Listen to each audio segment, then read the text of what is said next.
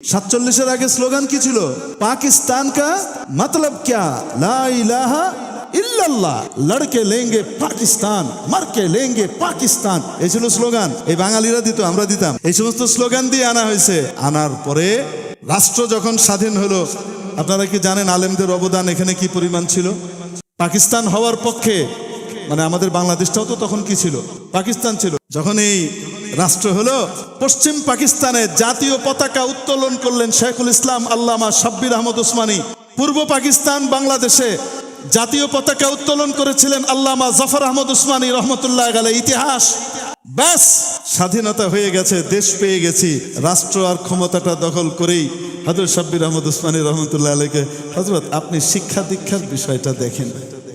শিক্ষামন্ত্রী বানায় দিল, প্রধানমন্ত্রী তাদের, স্বরাষ্ট্রমন্ত্রী তাদের।